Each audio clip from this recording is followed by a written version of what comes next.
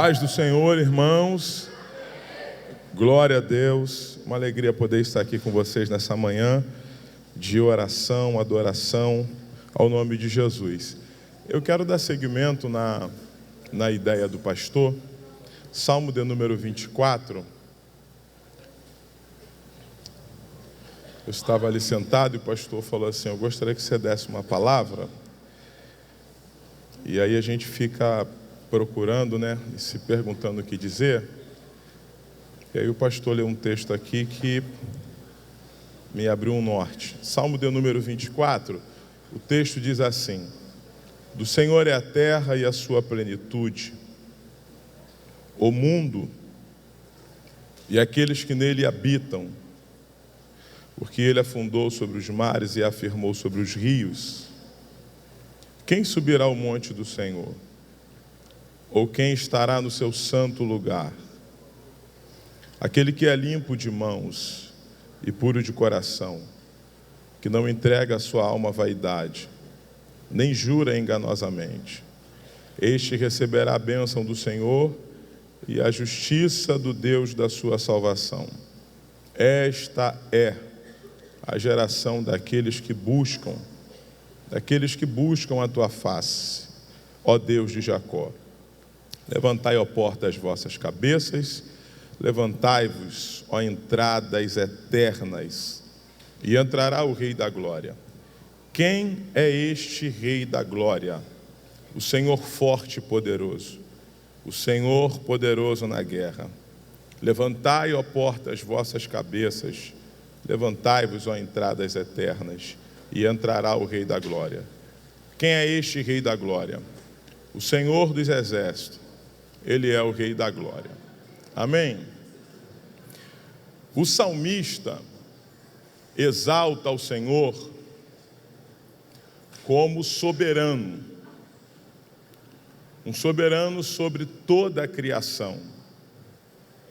E ele afirma, e ele declara, que toda a terra, todo o cosmos, todo o universo é de propriedade exclusiva desse Deus. E por toda a terra ser de propriedade exclusiva, ele vai revelar, cantar um pouco da grandeza desse Deus. Porque ele vai dizer que ele vai fundar essa terra sobre mares e sobre rios. Ele pega algo que é estático e ele vai pegar colunas e ele vai lançar estrutura sobre águas. Quem dos senhores que estão para se casar, que acredito que tem muitos jovens aqui namorando, na expectativa de um casamento, construiria uma casa sobre um rio? Construiria uma casa sobre o mar?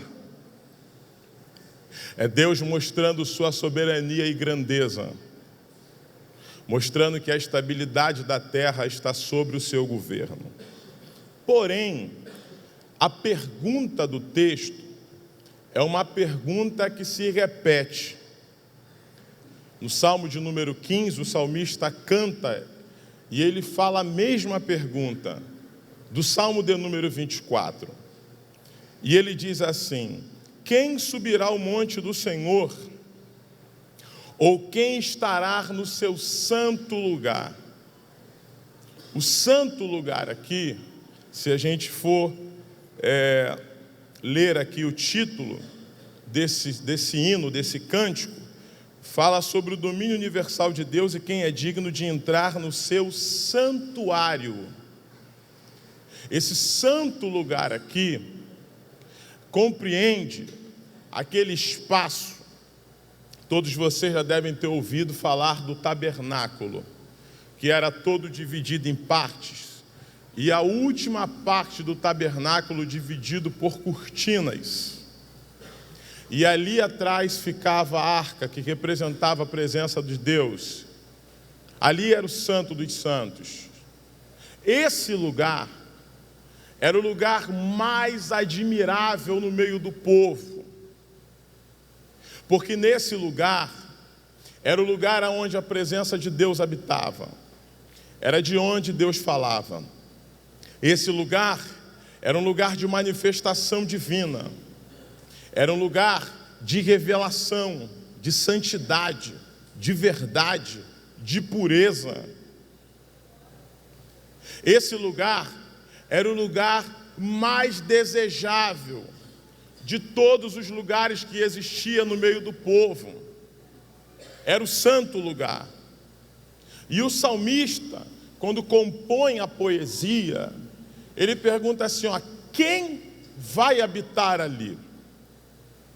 É uma pergunta que talvez não soa bem aos ouvidos do povo daquela época, porque este salmo é um salmo de vanguarda, é um salmo que está à frente do seu tempo, que não era para aqueles dias. A pergunta é, quem habitará ali? Para o povo daquela época, já existia uma resposta na ponta da língua. Se chegássemos para qualquer judeu naqueles dias e perguntasse assim, quem é que vai habitar no Santo dos Santos? Eles responderiam, o sumo sacerdote. Porque a presença de Deus naqueles dias era lugar para um único homem. Só um homem entrava, só um homem desfrutava, só um homem vivia, só um homem ouvia, só um homem conhecia. E o que o Davi está perguntando? A pergunta dele é quem vai habitar no Santo dos Santos. Davi não vai tratar este salmo na dimensão do ritual, porque se Davi trata este salmo na dimensão do ritual, já tem uma resposta. Ali só entra o sumo sacerdote. Só que Davi trata este salmo na dimensão da comunhão. Era como se Davi estivesse dizendo, eu encontrei uma maneira de entrar na presença de Deus. Eu encontrei uma maneira de acessar o inacessível, sem passar pelas portas do tabernáculo. E aí ele diz, mas para o cara chegar lá, há um critério. Ele precisa ser limpo de mãos, puro de coração. A alma do camarada não pode estar entregue à vaidade. E ele não pode ficar vivendo de engano. Então existe um padrão. Quando Davi ele fala quem vai habitar ali, Davi revela os sentimentos que ardia no seu peito. Porque Davi sabe que para habitar aonde Deus habita, precisa ser como Deus é. Para habitar aonde Deus habita, precisa ser santo, puro. Davi, quando lê esse salmo, quando faz esse cântico, ele está dizendo assim, que vontade de ser santo. Que vontade de me separar mais para Deus. Que vontade de me envolver mais. Que vontade, porque ele entende que para estar aonde Deus está, ele precisa se enquadrar aos padrões de Deus. Só que Davi, ele diz assim, olha, quem vai habitar ali? Davi, ele não estava afim de um namoro com a presença. Davi não desperta uma curiosidade, que vontade de conhecer o Santo dos Santos, saber como é a cortina, os detalhes da arca. Ele não tem vontade de simplesmente passear, ter um encontro com a presença. Davi, quando ele diz assim, ó, quem vai habitar ali? Davi está dizendo assim, eu quero mais do que um passeio, eu quero mais que conhecer, eu estou a fim de um compromisso sério, eu quero habitar, eu quero todo dia, eu quero toda hora, eu quero todo instante. Eu quero mais, eu quero acordar, eu quero dormir, eu quero viver. Eu quero mais. Só que isso não é possível nem para Davi, nem para os sacerdotes. E por que não é possível nem para Davi, nem para os sacerdotes? Porque isso só passou a ser possível depois da cruz. Porque o cordeiro que era oferecido, esse cordeiro só era suficiente para apagar todos os pecados que foram cometidos até a hora do sacrifício. Então quem cometia pecado ficava aguardando o horário do sacrifício. Na hora do sacrifício o cordeiro era oferecido. Naquele momento o pecado perdoado. Dali por diante todos estavam vulneráveis, até o sacerdote. E se cometesse algum pecado, tinha que aguardar a hora do próximo sacrifício. Esse cordeiro que era oferecido não era suficiente. O único cordeiro autossuficiente foi o Cordeiro de Deus, que morreu uma única vez e não precisa ser morto todos os dias, e que o seu sangue é suficiente para apagar os pecados passados, presentes e futuros. Só depois da cruz que Paulo vai escrever em Atos dos Apóstolos, capítulo 17, versículo 28, porque nele vivemos, nos movemos e existimos. Paulo está dizendo, nele é o lugar da minha habitação, nele é o lugar da minha existência. Só depois da cruz que fomos justificados, regenerados. Aí Paulo vai escrever em Colossenses, no capítulo 1, versículo 19, ele vai dizer, ele nos fez justos, irrepreensíveis e inculpáveis diante de Deus. Deus por natureza é santo, e a natureza de Deus é nos lançar fora dele. Mas nós, depois que fomos regenerados na cruz, recebemos o rico privilégio pela graça de Deus de habitar em Deus através de Cristo Jesus. Então o que o Davi está querendo? Quando ele diz assim, quem vai habitar aqui? O que o Davi quer? Sabe o que é isso? E a gente termina aqui. Alguns escritores salientam a possibilidade deste salmo aqui, e entrará o Rei da Glória. É Davi assumindo o comando. Isso aqui é um tempo de realização, cumprimento de promessa. É Deus fazendo Davi ser rei sobre Israel. Aí Davi vai lá, quando ele assume o governo, ele olha para um lado, ele olha para o outro, o staff estava montado, a diretoria estava completa. Tem comandante de exército, tem homem valente, bom de espada. Quando ele olha para um lado, ele olha para o outro, ele não encontra a arca, e ele pergunta, onde é que está a presença? Durante quase 70 anos ficou esquecida. Eu não posso cometer o pecado de Saul. Cancela o expediente. Não tem trabalho hoje no reinado.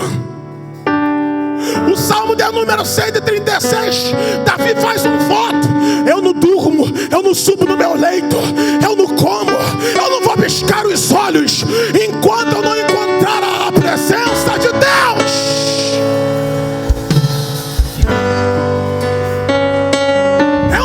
De realização de promessa.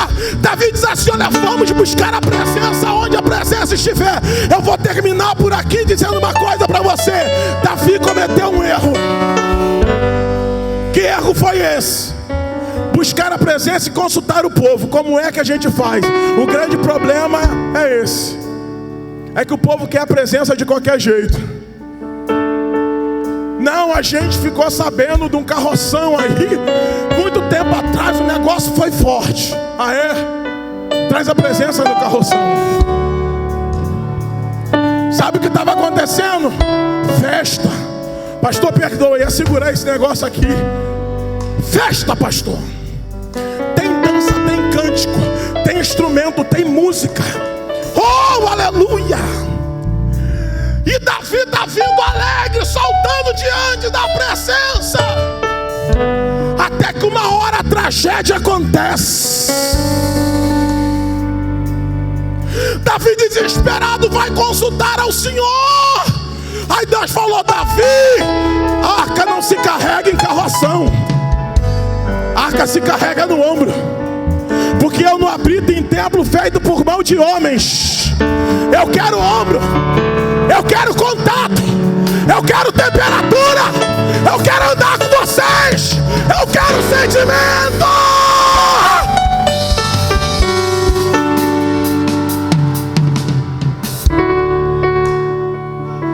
A gente vive num tempo onde a turma está atrás de carroção. Tem que ter entretenimento, tem que ter alguma coisa para influenciar. Se não tiver um carroção, a gente não quer. Amigo, deixa eu dizer, o banco está confortável, mas isso aí é para tu, não é para Deus não. O lugar bacana, climatizado, isso aí é para tu, não é para Deus não. Deus não está nem se importando. Podia estar no deserto que ele ia estar, podia estar sentado no chão que ele ia estar. Deus não está atrás de carroção. Deus quer gente para se relacionar. Quem habitará? O que você quer, Davi? Davi assume o comando e diz assim: como é que eu vou governar sem presença? Como é que eu vou vencer batalha sem presença? Como é que eu vou tocar a vida daqui para frente sem presença? Deixa eu dizer uma coisa para você. Davi disse assim: olha, a presença é mais importante do que a promessa. Porque o que me adianta ter promessa, ter governo, aprovação? O que adianta? Eu fui aprovado no concurso tal, meu salário é X. Amigo, não estou falando de arrepio, estou falando de presença. Eu não estou falando de dinheiro, eu estou falando de presença. Não, você não entendeu. Eu estou falando de presença.